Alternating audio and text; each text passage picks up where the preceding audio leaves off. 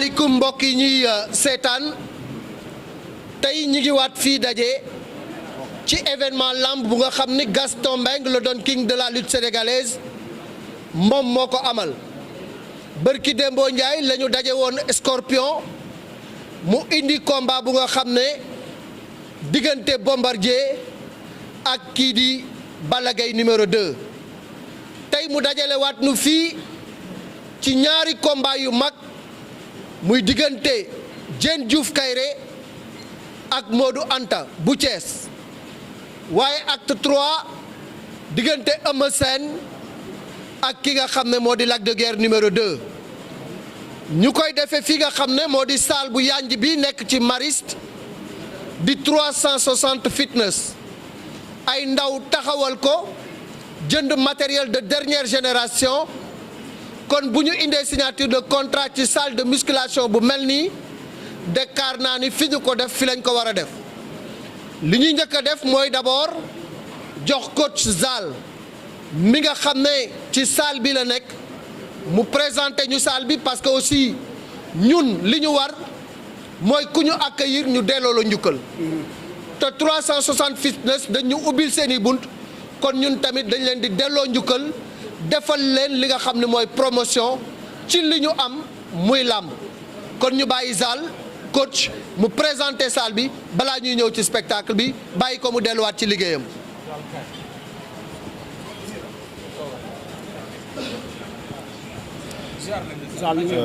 maa ngi leen di nuyu yéen ñëpp di nuyu journalistes yi di nuyu Père Gaston moom mu fi andi bés bi au nom de 360 fitness di nuyu mbër yi di nuyu journalistes yi di leen wax ne 360 fitness mu ngi Hann Maristes 2 Dakar Sénégal nun kontaan nañ torop nag li ngeen fi andi lii nii kontaan nañ si torop ñu ngi leen di gërëm ñëpp. est-ce que salle bi am na mbër yu ciy entraîné.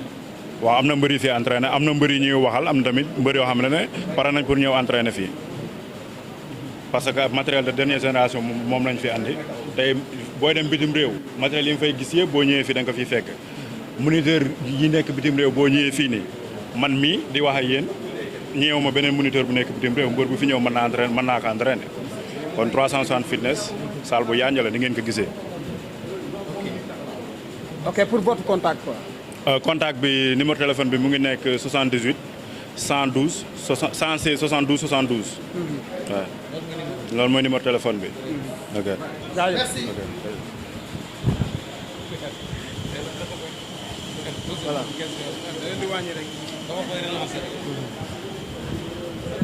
Merci. waaw.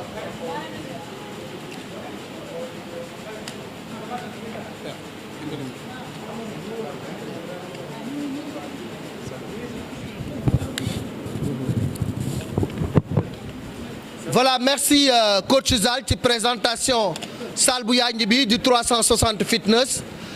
képp ku nga xam ne bëgg nga defar sa yaram mën nga fi ñëw moo xam sportif ma wala boog nga nekk rek ku nga xam ne da ngaa mel ni man bëgg a defar sa yaram am na fi ay moniteur am fi également salle yu nga xamante ni salle yu yanj la pour ku ñëw bëgg a defar sa yaram kon nag dañuy ñëw ci li ñu fi indi du signature de contrat ndax saison bi ubbeegul dañuy présenter rek combat yi Gaston taxawal ñuy profito di nuyu suñu doyen le père Mohamed Ali di ko ñaanal yàlla wéral ay cëram yàlla guddal fanam yàggal ko ci kanamu xale yi ñuy nuyu également ki nga xam ne mooy Boy Kaïré def carrière bu rafet nekk recordman des victoires avec 26 victoires bëre ba bàyyi bëre musul yàq làmb nekk un exemple de discipline un exemple de fair play et de sportivité tey mu indi doomam Diène Diouf Kaïré Diène am sas lool ndax li papaam def ci làmb ak woy wu rafet wi mu fi wa bàyyi moom amul droit def erreur amul droit dellu ginnaaw kon ñi ngi nuyu bu baax Boy Kaïré Massata Ale Ndiaye ñi ngi koy nuyu moom également nga xam ne ñu bëri ràññee wuñu ko sax ci yu mel nii parce que nit ku discret la nit la ku nga xam ne boo ko fekkul ci liggéeyam yaa ngi ko fekk ci xadra bi waaye tey li koy yëkkati mooy Lac de Guiers numéro 2 nga xam ne yi tamit ci ñi koy encadré la bokk ci ñi ko yor la bokk ñuy nuyu le père Gaston mi ñu dajale fii ak maître Alassane Cissé mi yor lépp lu jëm ci wàllu contrat ak mbër yi ko seq ak Gaston Makan ñi ngi lay nuyu moom également nekk ci keppaaru papaam di ko jàppale bu baax di nuyu mbër yi Diène Diouf ñi ngi lay nuyu di nuyu itamit sa adversaire muy Modou Anta ñuy nuyu Lac de Guiers numéro 2 di nuyu tamit Eumeu Sène mi nga xam ne tey yaakaar naa ni ñoom ñaar kenn dootu leen présenté ci làmb mu ànd ak lañang ñu koy nuyu moom tamit nga xam ne foo gis gis fa ki nga xam ne mooy lañang kon loolu mooy ñi fi daje tey li ñu njëkk a def mooy bàyyi Gaston Mbengue le Don King de la lutte sénégalaise mu dellu siwaat ci saison bi ñu dëgmal ndax wax naa leen ko ñetti grand combat taxawalagum na ko ndax fi lay yem wala am na lum ciy toftal nu mu def ba taxawal combat yi ak coow li ci am yépp nu mu def ba loolu yépp tey mu taasewu ba mu taxawal combat yi xam naa loolu ngeen ko bëgg a laaj tugg ni lu teew ñuy nataal ñu bàyyi Père Gaston mu wax ak askan bi.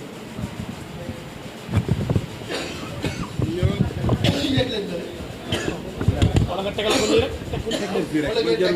tegal li ngeen may laaj lépp ñoom laaj nan ma ko jëbi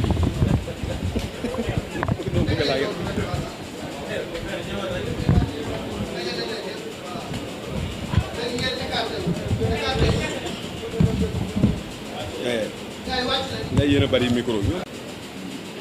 asalaamaaleykum mbooloo mi maa ngi nuyu ñëpp di nuyu d'abord presse bi ci ñëw bi ngeen ñëw massivement wuy si mbirum làmb comme yéen lu ngeen nettali rek ngeen di wut defe naa ne tey am ngeen lu ngeen nettali ndax ñeenti champion yi fi nekk di nuyu Mohamed Ali mi nga xam ni mooy doyen bi tey di nuyu Kayre di nuyu vraiment Massata di nuyu Lañang di nuyu Lac de Guiers numéro 2 ak Eumeu Sène Diène Kayre ak Modou Anta affaire bi forek la benn coow mosu fi am histoire mosu fi am yéen kay yéen a bëgg indi histoire ak i coow ak di laaj loolu warul laaj mais coow amu fi nit ak doomam su leen neexee ñu defante du leen neex la ngeen di defanteeg seen i waa kër kenn yëgu ko donc benn jàmm rek a fi am xuloo mosu fi am Lac de Guiers sama doom la Eumeu Sène sama doom la jàmm rek laa am ak ñoom tey nan ñaan yàlla rek ñu egg ca bis ya mbër yi ñu nu boole ñëpp mu nekk ndamu Sénégal nekk ndamu Sénégal nekk ndamu làmb mbër yi ñoom ñeent ñëpp ñoom ndam parce que daan ak daanu ñoo ànd ki daan ak ki daanu yëpp ndam la l'essentiel bu kenn décevoir kenn may gërëm aussi nag maître Alassane Cissé ñi nga xam ne mooy sama avocat di avocat mbër yëpp nag parce que mbër mu am problème it wala nga war a taxaw fenn dana ñëw taxaw la kon avocat làmb la donc yéen ñëpp it Alassane ma lay dénk njabootu làmb yëpp donc fii nekkunu fii vraiment dañu ñëw rek pour liggéey pour defar Sénégal pour yokk sunu joxe sunu participation ci relance su feebar bii fi nekk nga xam ne ñëpp juróom-ñaari weer a ngi nii kenn amul la nga amoon liggéey jafe na kenn mënatu la lijjanti dara feebar baa ngi bëgg a jeex yàlla na ko fi yàlla jële relance bii nga xam ni le chef de l'État moom la woote woo ko baykat yi woo ko sàmmkat yi woo ko tëggkatu làmb yi woo ko mécaniciens yeeg ñëpp ñun ñëpp ñu ànd ba nga xam ni ñun ñëpp ay àndandoo defar mbir mi ñëpp fàtte li fi passé li nit ñëpp amoon ñu dellu amaat ko wala ñu am lu ko donc loolu rek la comme nag dafa guddi te fii liggéeyukaay la ñoo Malick nga ñëw rek pate affaire yi vraiment parce que am na yeneen i passage lu ne des na lii pour dëggal présentation la rek pour nit ñi dut yeeg yooyu jeex kenn bañatee xalaat dara luy defar nañuy xalaat luy defar rek ba egg ca bis yo jërëjëf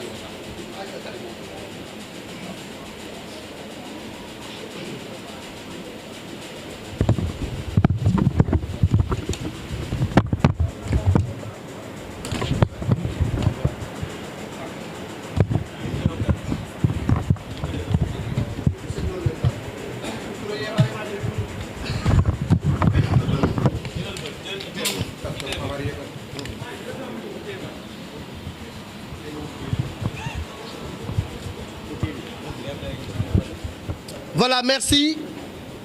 Père Gaston léegi nag xam ngeen ni Gaston dafa am ci keppaaram ku nga xam ne moom jinaxi làmb laa ko tudde ndax fu ne ma nga fa te it combinaison bu dul combinaison jinne mën na ko génne muy Abdoulahat Ndiaye moom mooy cheville ouvrière moo nekk di jàppale Père Gaston parce que xamee ni Gaston ak ay activité am bari na lu nga xam ne du ko mën a sax dox waaye tey Abdoulahat moo koy jàppale laat ñu bàyyi la très rapidement ci ñaari combinaison yi nga xam ne moom la ñuy présenté tey ak Père Gaston balaa ñuy ñëw nag ci mbër yi waxtaan ak ñoom.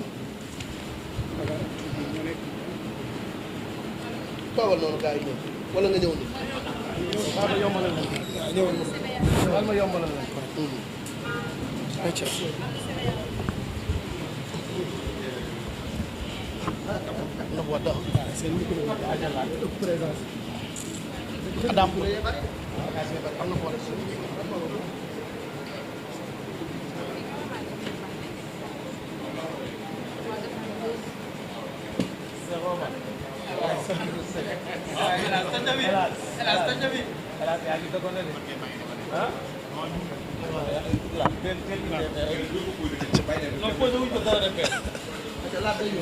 waaw asalaamaaleykum ñu ngi nuyu assistance bi teew fii yëpp di santaat yàlla bu baax di gërëm aussi ki nga xam ni wax naa ko sànq donc tey wax ji mënul bari li may wax rek wax leen ko presse bi yëpp laa ko wax nee naa leen tey presse bi yëpp dañoo war a àndandoo jàppale seen bopp mooy jàppale Gaston nag mooy jàppale aussi seen bopp parce que tey retour gagnant la def mënoon na bi muy dellu si bu fekkoon làmb ji ténor yi am nañu combat tey mën nga wax ni Gaston dafa ñëw rek bokk ci marché bi àndaat ak ñoom mais bi mu fi jógee ba tey ku ne mi ngi jooy crise ñi ngi wax ne ténor yi amuñu combat kon retour gagnant la def kon nag yéen ñi nga xam ni presse bi fi ngeen taxaw tey bind ngeen ci wax ngeen ci ba sonn te yàlla def na mënu leen fexe ba am benn combat ténor bu taxaw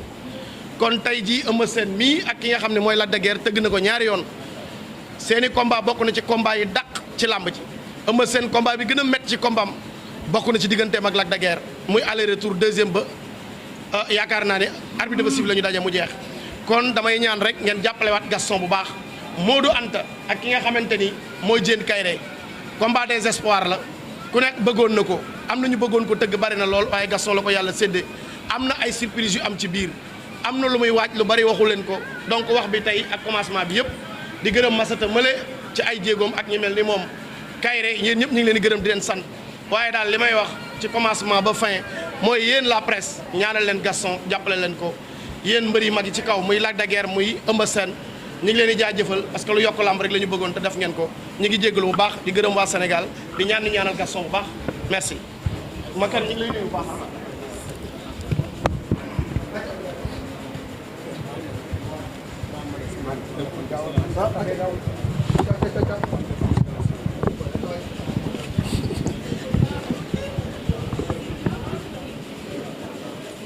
nag gars yi sans plus tarder dañuy ñëw ci acteurs yi combat bi njëkk mooy diggante Modou Anta ak Diène Diouf Kaïré wax naa leen ne combat naru ko dàq ndax c'est un combat inédit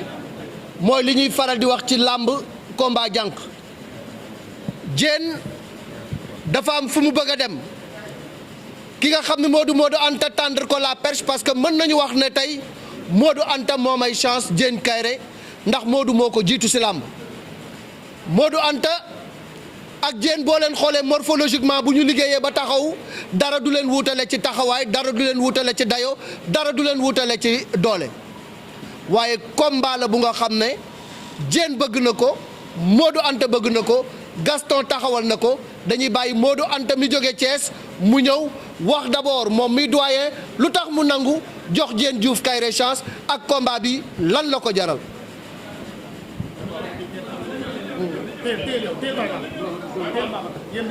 wala da ngeen di puus nii Diène ñëwal nii bàyyi leen fekk bàyyi waaw voilà.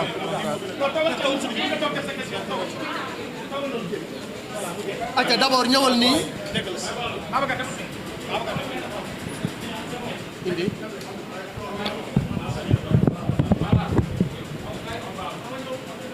waaw auzu billahi mina seytaani rajim bismillahi rahmaani rahim ginnaaw bi ñu sante yàlla rek di julli ci yonent bi di sant sumay ñaari waajur di sant suma sëriñ maam Salimu sëriñ Cheikh Ngounda Fall di nuyu tamit ñi teew ci salle bi yëpp di nuyu sunu papa yi fi nekk ku ci mel ni père Mohamed Ali ak père xam nga di nuyu tamit sunu papa yi nekk ci salle bi yëpp ku ci mel ni père Mohamed Ali père Boy Kéré ak ñi nga xamante ni xam nga xaw ma seen tur quoi di jégalu bu baax a baax di nuyu tamit promoteur bi di nuyu sama adversaire Diène waaye. waaw d'abord am na yeneen adversaire yoo doon yootu. nit ñi di xalaat yeneen combat ci yow nga jël Diène Diouf Kaïré lu ko waral. waaw mooy comme li ma waxoon sànq ci biti rek nee naa ko amul li la gënal am li fi sës comprendre nga man Diène bokkuloon ci sumay adversaire yoo xamante ni choisiroon naa pour su ma amee lu ma gënal pour bëre ak ñoom xam nga li may expliquer am na ñu fi nekkoon amuñu woon combat laajoon naa leen mais yàlla dogal na suma combat ak ñoom taxawul tey nag suma combat ak Diène moom moo taxaw kon xam nga dañuy sant yàlla bu baax di ñaan tamit xam nga suñu borom yóbbu ñu ci bis bi ak jaamu yàlla meñ dam incha allahu rabi. combat bi ndax amul loo ciy tiit ndax xam nga Diène bu baax a baax. non Diène xam naa ko nii rek comme ni ma ko xamee ci làmb rek wax dëgg yàlla muy bëre tamit ma di ko seetaan loolu rek laa xam ci moom mais xam naa ne tamit champion la daal dama koy ñaanal wér rek xam nga di ko xamal ne tamit am na combat daal waaw na góorgóorlu bu baax a baax a baax. lu tax am na combat. non dama xam ne am na combat rek yàlla xam na ne am na combat. parce que tamit xam nga waaw combat bëggoon na ko mais yàlla dogal na ko kon am na combat na jàpp ne tey ji moom mu ngi doog a am combat ci carrière am loolu moom dama koy teel wax moom mu def ko ci boppam bàyyi waxeel. kon daal du yomb. non du yomb moom bu mu ko sax xalaat. bilaay walaay talaay. mbër liggéeyal de yaa ak say mbokk te xam ne am nga combat nag. waaw bu bis bu arbitre bi soufflé bilaay foo nekk naa la fet yàlla xam na loolu. Aïcha Diène ñëwal nii Babakaram wala voilà yow yaay jël yële waaw. Diène ginnaaw bu ñu la nuyoo wax na ko yàgg nga bëgg combat bi mais yàlla mi ngi koy soog a dogal yeneen adversaire la doon séentu yu dul yow. mais nag bii moom yow la ak moom. waaw dëgg la père xam nga avant tout ñoo ngi nuyu xam nga ñi nekk salle bi yëpp di leen ziar di leen jox seen wàccuwaay parce que fii mën naa ne sunu ay papa ak sunu ay maam ñoo fi nekk. di nuyu sama ñoom maam Mohamed Ali sama papa ak sunu papa yi fi nekk yëpp. sunu papa Gaston ñu ngi koy nuyu.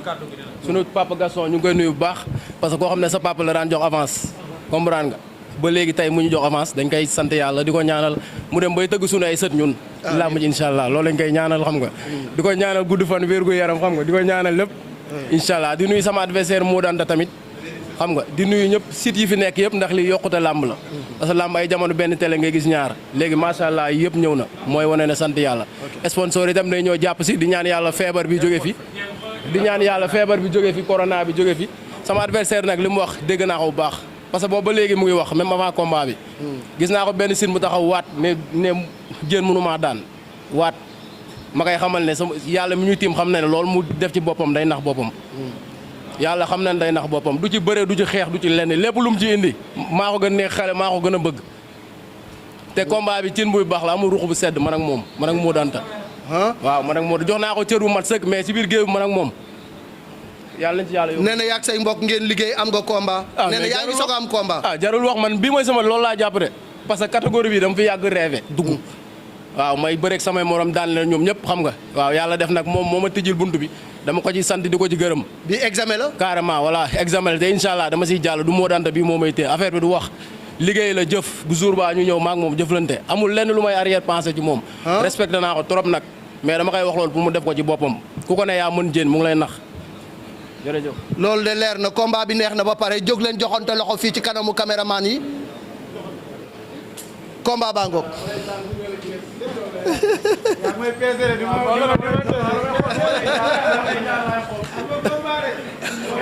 jërëjëf. Diène sa waay nee na mbir naa la dëgg.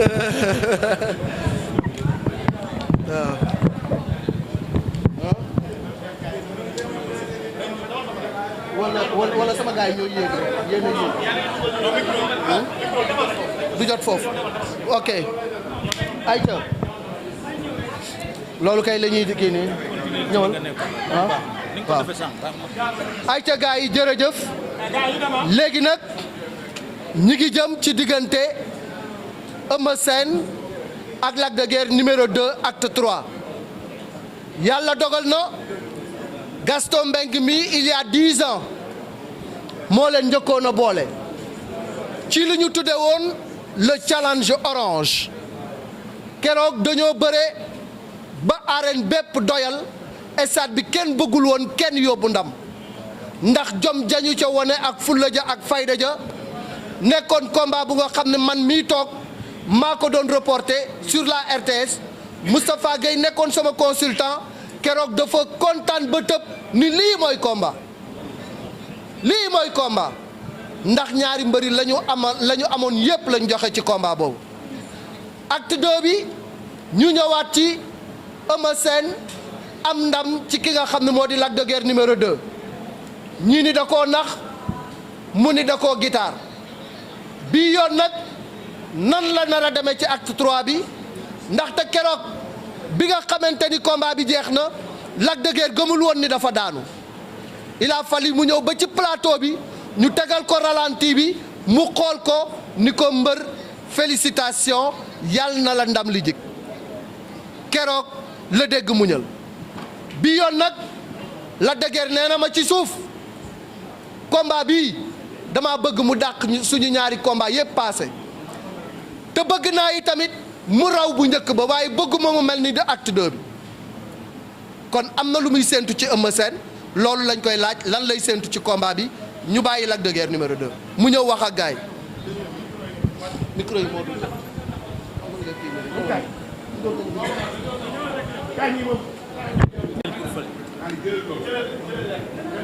waaw d'accord ayca d'abord Lac de Guiers numéro 2 combat bi mooy sa 3e confrontation ak ki nga xam ne moo di Eumeu Sène ñu leen di ñaanal yàlla may leen wér ak fekke ak tal bés ba kenn bañ a manqué waaye kenn bañ a manqué leen lenn ngeen ñëw kenn ku nekk à plus de 100% ndax yéen ñaar seen combat mënta naqari loolu la askan bi jàpp Lac de Guiers Eumeu Sène acte 3 bi lan nga ciy xaar. waaw avant tout Père Malick maa ngi leen sant di leen gërëm du nuyu képp koo xam ne amateur làmb nga du nuyu sama papa Père Ali du nuyu Père sama papa Kayre maa ngi koy ziar bu baax a baax sama papa Massata maa ngi koy ziar di ko ñaanal yàlla yàlla defal ko jàmm di nuyu suñu papa Gaston parce que dëgg na loo xamante ne tey moom lii laa gënoon soxla sama làmb waaw parce que tey nekk na làmb boo xamante ne làmb bu ma fonk la làmb bu ma jox cër làmb bu ma respecté làmb bu ma fonk nag teg ci. lu tax nga fonk làmb bi. waaw parce que Eumeu Sène dañoo bëre ñaari yoon benn bi ñu match nul benn bi mu daan ma ñu war a bëri 3e fois sànq jot naa cee wax ci journal yi nekk ci biir journaliste yi wax naa leen ba mu may daan bee bu tout tànk la mu nax ma ba daan ma. ma ne ko bii nag xale màgg na. te ci kàttanu yàlla dañuy dem jëlee lu ñu moom incha allah bu neexee yàlla. combat bi safara lañ ciy xaar lu dàq premier acte ba moom lañ ciy xaar loolu ci yow la dépendre wala ci Eumeu la dépendre. waaw premier acte bi boo xoolee combat bi métti woon na trop. ba ñu doon seetaan lamb ji stade jour boobu seen xol sedd na. deuxième acte bi ñu war ko biisaat ma ak moom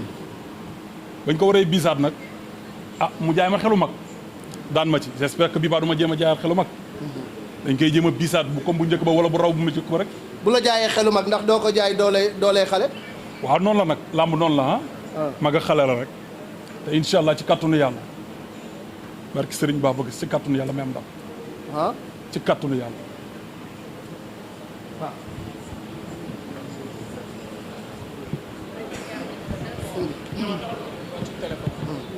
c'est que nag bagage yi tamit après ngeen dugal ko rek.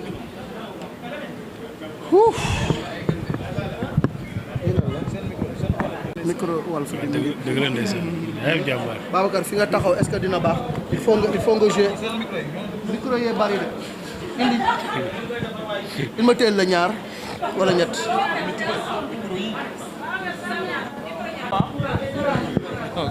waa Eumeu ñi ngi jëm ci sa 3e confrontation ak ki nga xam ne moo di Lac de Guiers numéro 2 nee na première bi da ngeen ko joxe ba mu neex 2e bi nga jaay ko xelu mag daan ko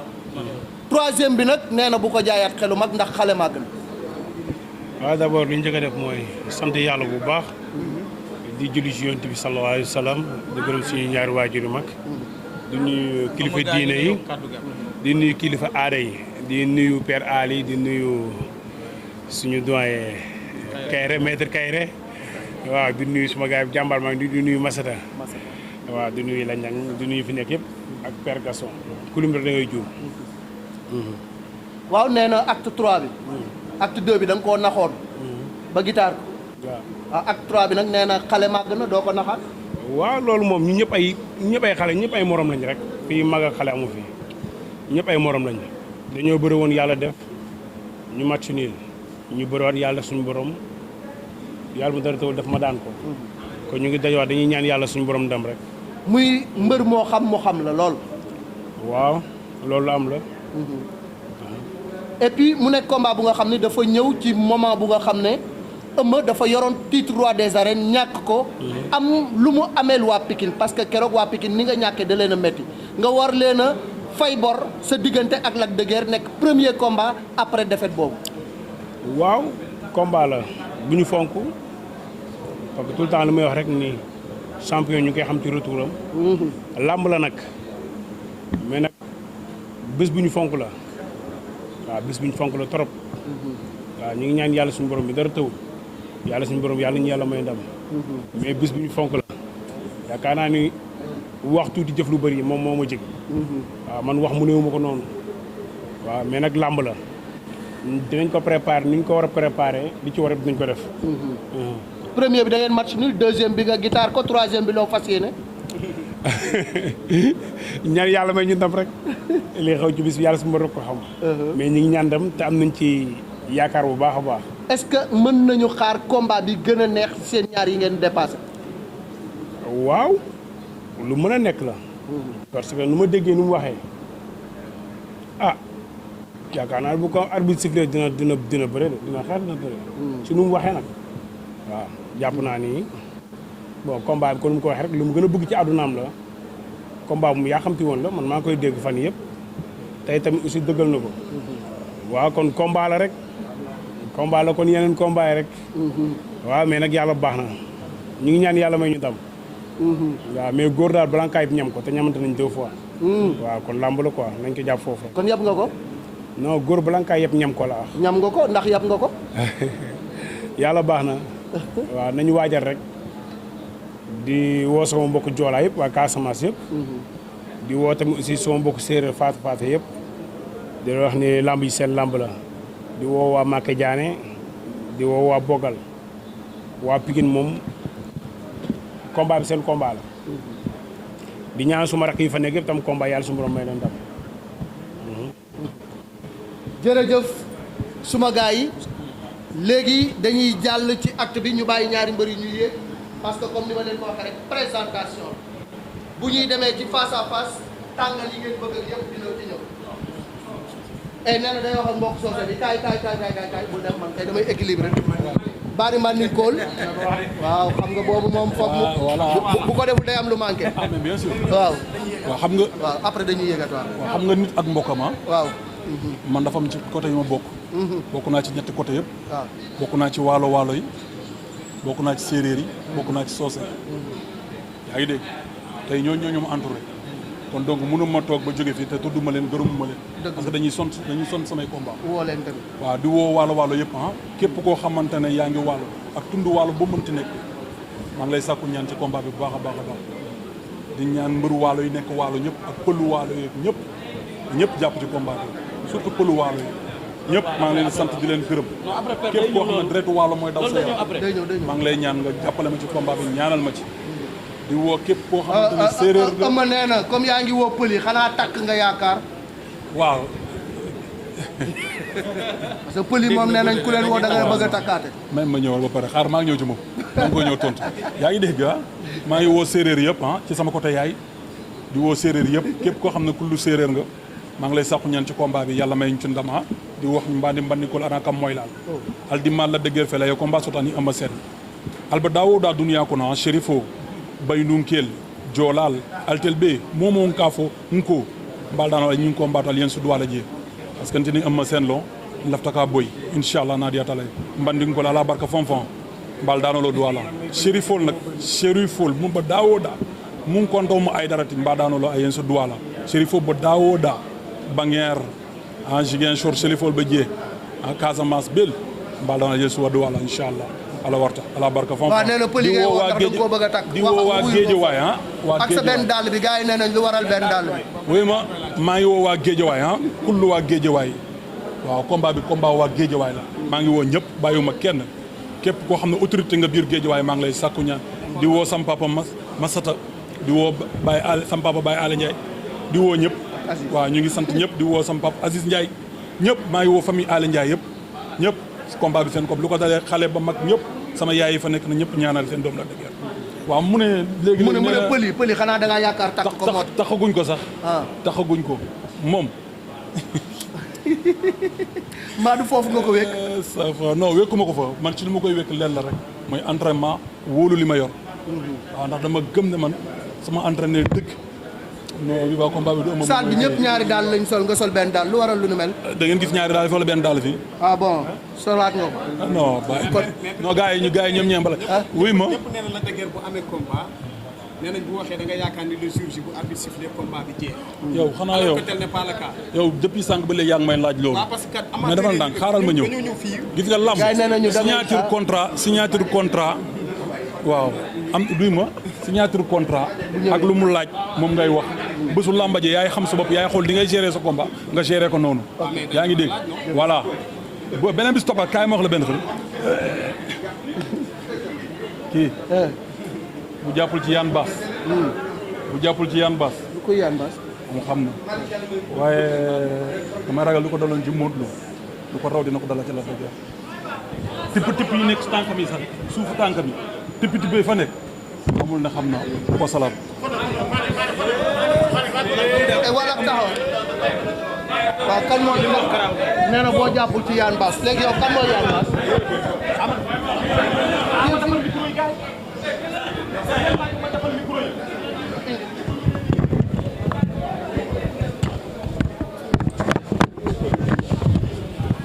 mais yaakaar ne affaire bi dafa yomb yombul de dañuy xaar ñu defar day yàgg rek kaay rek ay nii waaw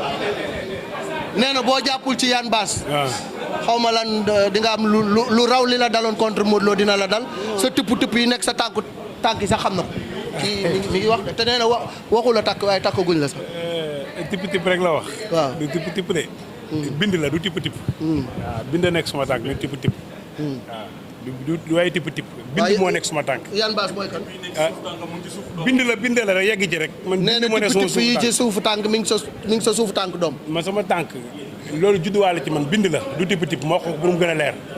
voilà noonu laa judduwaale ay bind la mais du tipp Yann Bass mooy kan d'accord Yann suma xarit la waaw non du keesoo mën a rëcc mun naa simu sama tànk wan la ko léegi loolu dara Yann suma xarit la parce que suma benn paa doomam la suma xarit la rek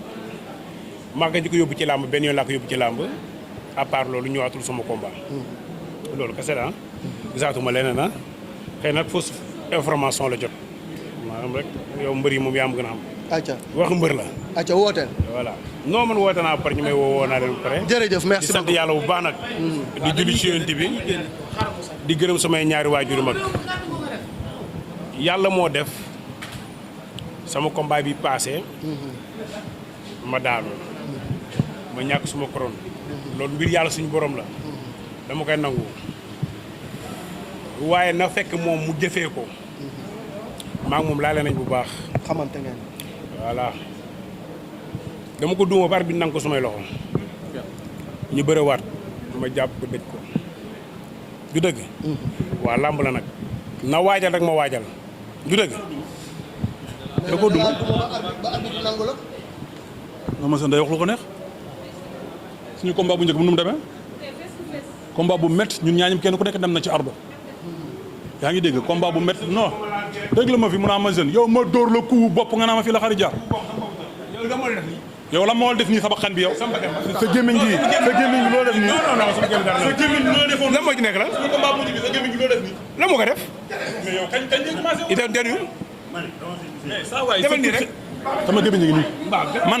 xoolal weddiwuma sama combat ak moom moo ma defoon lii weddiwuma ko mais sama combat ak moom bu mujj bii nii ba arbitre waaj sifflé coup bi ma ko dóor moom moo taxaw wax carrément ne Lac de Guiers 2 moo ma dóor coup boo xam ne ba mu ne nii sama làmmiñ day génn lan la journal yaa ngi fi looy wax di waxaat waa d'accord